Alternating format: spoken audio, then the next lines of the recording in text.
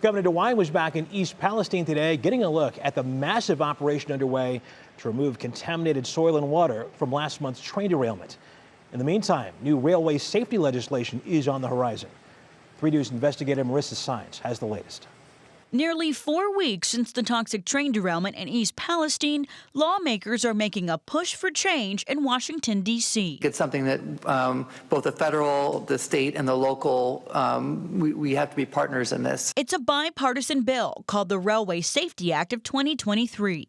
It aims to change key issues that have come to light following the fiery crash, including procedures for carrying hazardous materials, reducing risks of wheel-bearing failures, and increasing fines for rail carriers and budgets for hazmat training grants. We've got to put safety, I think, top of mind in some of these concerns. I think you can do that while still enabling a strong and robust rail industry in this country. The bill is sponsored by 6 Republican and Democratic senators across the country, including Senator Sherrod Brown and Senator J.D. Vance.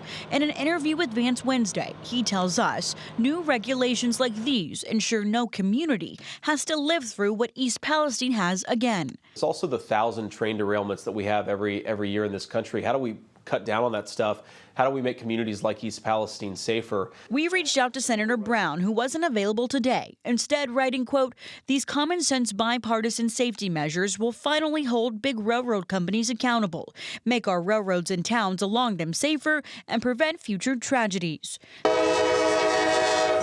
The new legislation comes as Governor Mike DeWine visited East Palestine again, seeing the cleanup site firsthand for the first time. Citizens are going to continue to have questions. With the message to Ohioans that patience will be key in the months ahead. You know, it's a long process. They told me by the time they're done, they think it'll be 30,000 truckloads.